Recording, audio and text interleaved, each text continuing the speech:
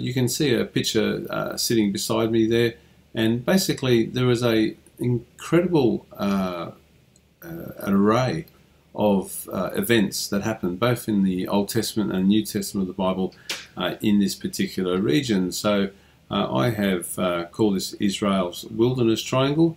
It's certainly not the Bermuda Triangle, but it is a place where very significant and impactful, life-changing events happen. So just to give you a quick outline, if you look at this triangle beside me going down to the bottom, if you look at Qumran, which is there beside the Dead Sea, you'll see that the words Essenes there, and also the word John the Baptist there. So this is the place where the Dead Sea Scrolls were found. The Essenes were people who had left Jerusalem, left their families behind to worship the Lord. They consecrated themselves in mikvah baths on a daily basis, and John the Baptist joined them there for 2 years. If you move across to Bethany beyond Jordan at the other point of the triangle there, this is the place where Jesus was baptized by John the Baptist. So obviously one of the most significant historical events of the world, and obviously a game changer for each and every one of us. Just below that we've got the Fords of Jordan there, and the Fords of Jordan is where the Israelites entered into the land of Canaan originally. They also were required to wash themselves in the River Jordan there to consecrate themselves to God. They went up to Gilgal, which is a little bit off the map, 10 kilometers north of Jericho, and before they were able to take over Jericho and start their their journey of making the land their own, all the men were required to also consecrate themselves to the Lord, and that process required them all to be circumcised. So that's an incredible thought. There would have been something like 1 million males between the babies, the granddads, and the grown-ups, and there was actually a hill named after the remnants. So I'll leave you with that gruesome thought. But the point was that they were all consecrated to God. So we're hearing a lot about consecration. Jesus, when he was baptized, when he came up out of the water, God the Father announced that this was his Son, and the Holy Spirit came down upon him and gave him the power to begin his ministry, which would go for 3 years after that. So Jesus was consecrated to his Father at that point in time in order to begin to do the work for which he had been sent.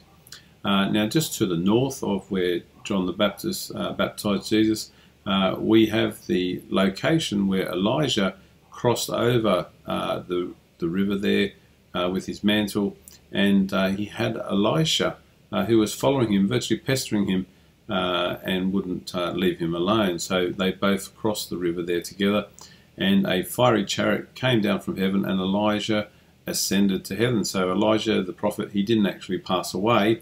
The Lord took him before that. So Elijah asked for a double portion of what Elijah had been given by the Lord, and so he left his mantle for Elisha, and in fact that's what actually happened. So when Elijah crossed back over the Jordan River, where did he go to? Well, he went to the other point on this triangle, and that's of course to Jericho. And it's at Jericho you'll find Elisha as well, because when he arrived there they had the spring water, and the water was not potable. They couldn't drink it. So the Bible tells us he put some salt in the water to purify it, and there was a prophetic word spoken that that water would remain pure and sweet, everlasting. And if you go there to this very day, that water is absolutely pure and sweet, and yes, I did drink it when I was there. So fulfillment of prophecy, truth of the Bible, evidence for the existence of everything that's actually spoken. Now Jesus, after he was baptized, he was 40 days and 40 nights in the wilderness. So this triangle is the wilderness. This is this wilderness area. So the Mount of Temptation, funnily enough, is directly behind ancient Jericho. It's very, very close there. It's on the escarpment behind. And there's a series of caves there where the Greek Orthodox Church have actually built a monastery around there. So I was able to get in there. It wasn't easy. I tell the story during the video. And this is the place where Jesus would spend his nights, and obviously shelter from the hot weather in the wilderness during the day. And this is the place where the devil came to tempt Jesus. So as you can see, this wilderness triangle, this is Israel's wilderness triangle, as I've called it. It's a highly significant place. Jerusalem is only about 16 kilometers away.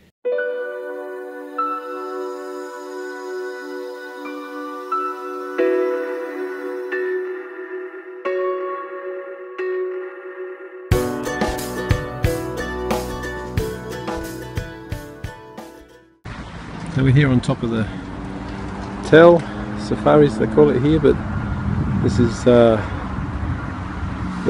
top of Jericho, on the ancient city of Jericho. So we're pointing the camera here, looking straight across at Shittim and the plain of Moab. The mountains are barely hard to see behind, but basically this is pointing at Baal Peor.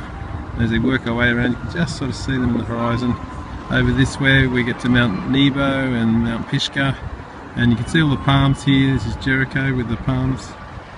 I'm just going to spin around here. You can see there's a cable car goes up from here over the Tel. And I'll just walk over here as we go from the Tel here. We're up at the Mount of Temptation where Jesus was, so that's up there. You can see the Greek monastery at the top. So that's where Jesus went for the 40 days. Okay, so having seen the top of the Tel and the surrounding environment, you can get a perspective on just how close the Mount of Temptation is behind Jericho there. So the Mount of Temptation is on the Mediterranean side, which makes that the western side. So Jericho is slightly to the east of the Mount of Temptation. The Jordan River, of course, is further to the east, where Bethany beyond Jordan is. So now I'm going to play 3 different short videos for you, and these actually take you up to the Mount of Temptation. When you have a look at these videos, I'm going to take you to see the view from outside, looking down right across the Rift Valley, again showing you some of the key points to give you your orientation of what you're looking at. And then there's a couple of videos that are actually played that are inside what is actually a Greek Orthodox ministry. Now, when I went there, this was extremely difficult to get inside.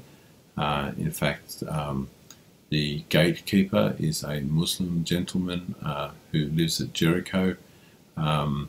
The Greek Orthodox priest wasn't there when I arrived, and I was actually refused entry with my good friend Roger, and it was actually a great disappointment, thinking that we weren't able to get in. But the priest, on our way down this very steep zigzagging path, the priest actually was coming up with his flock, and I confronted him and asked him if he was actually going up to the monastery, to the cave where it said that Jesus actually stayed and slept. So of course I knew the answer before I asked the question, but I chose to answer it anyway, because I was pretty determined, having come all the way from Australia, that I was going to go inside and see this particular place. When I spoke to the priest, there was some difficulty. I wasn't a member of his flock. I wasn't Greek Orthodox, and he challenged me as to, he asked me the question after I asked him if I could go in. He actually said, "What are you?" I found this quite confronting, thinking, well, you know, I'm a man, I'm a human being. What a strange question. In fact, what he actually meant, as I pondered on it for a couple of moments, was what denomination was I? So he wasn't asking me what I was, he was asking me what denomination. So I'm clearly not a Greek Orthodox, so therein lay the difficulty. So I chose to respond in a different way, and I just told him that I was a Christian. After saying that, I started to challenge him about going inside, and there was nothing going to happen. So I continued, and I spoke to him about what I actually had found when I arrived there. So when you go up from Jericho, next to the Tell is a cable car ride. Going up the cable car, we arrived at the top, and then we had to pass by a whole range of people who were manufacturing articles for sale for the Greek Orthodox Church. Now these are actually all Muslim people making things for sale to raise money for the Christian Orthodox Greek Church. I couldn't help but feel that this was exactly the same scenario as the money changers in the temple and how angry Jesus was, that people who were going there obviously for a reason which wasn't about making money, and yet the money changers were there making a profit out of people who were coming there from different regions. So I actually decided that I would mention this to the Greek Orthodox priest. I'm sorry, I don't remember his name. He was very confronted by what I said. I basically said I wasn't impressed with what I'd seen. The fact that I'd had to run this gauntlet of these sales by people clearly who weren't Christians making objects for Christian church to sell. And this was a holy place. This is a place where Jesus was fasted and prayed to the Lord and was confronted by the devil. So a highly holy place for us to visit. So I was pretty upset about the whole scenario. After I said this to him, I was challenging this man as to why I couldn't go in. Having challenged him in a righteous way and spoken about what I'd seen in regards to the manufacture of goods by Muslims to make profit, he was at a loss as to what to reply to me. So he looked up a couple of ramps up to the gatekeeper, who was also a Muslim man, and he gave him a nod, and Roger and I were allowed to actually go in. So these videos that I'm playing for you are very privileged. When I came back out, the gate was locked again. I couldn't get out. We had an interaction with a tour guide who was from Jericho, another Muslim man, who called the gatekeeper on his cell phone, who came out and let us out. So when we actually got out, this gentleman on the outside had asked me, how did we actually get in? I explained to him the story and the sequence of events, and he said that was extraordinary. And I said, why so? And he said, well, he's been working there for 40 years, and he'd never seen anyone get in without the permission of the priest. So it seems like I changed something significant there. At the end of the day, I gave thanks to God that I was able to actually go in and see. So the two slides I'm going to, the two videos I'm going to play you. One is in the dark section, right next to where the caves are, where it's said that Jesus slept. The second video is a lit up room in which they have a rock in a cabinet, and in that cabinet they say that this is the rock of the temptation. Whether it is or isn't, obviously I can't certify that.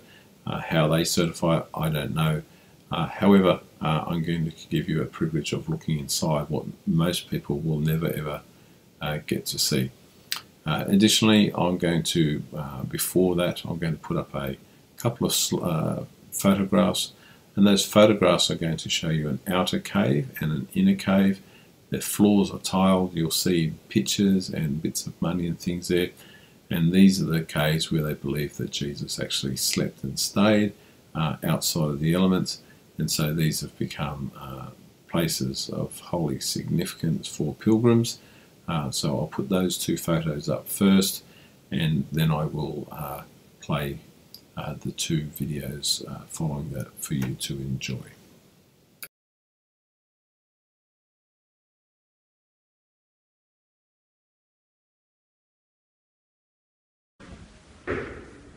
We're up here in the Greek Orthodox Church.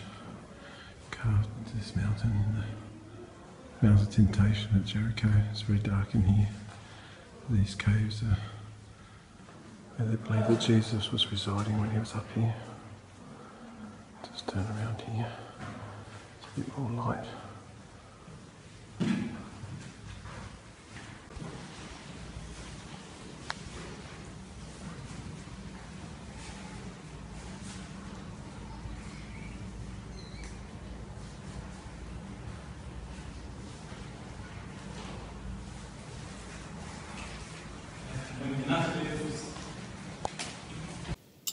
And following those, here is the video which shows you a balcony from the Greek monastery on the Mount of Temptation, viewing to the east. And again, I did mention this earlier, that you'll see the lay of the land in conjunction with this triangle, the wilderness triangle that I've been talking about and defining for you.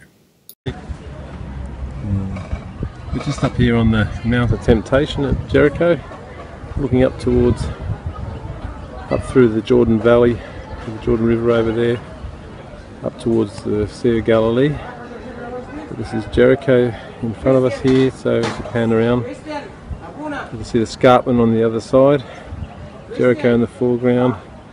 So directly there in the middle is the plains of Moab, Shittim. This is where the Israelites camped before they came to Jericho from the other side. There, immediately below us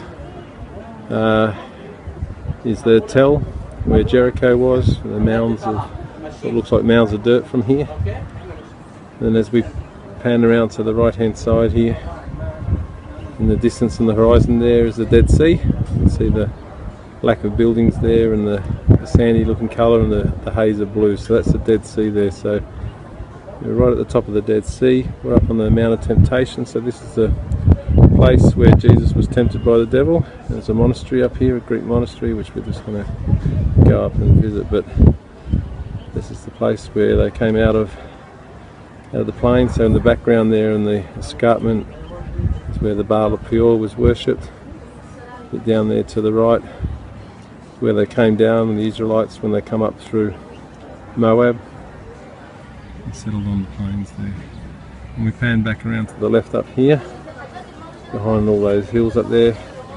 About 10 kilometres up the road is Gilgal, and Gilgal is where the Israelites settled for a period of time while they overcame their land initially, and where they settled and kept the Ark of the Covenant.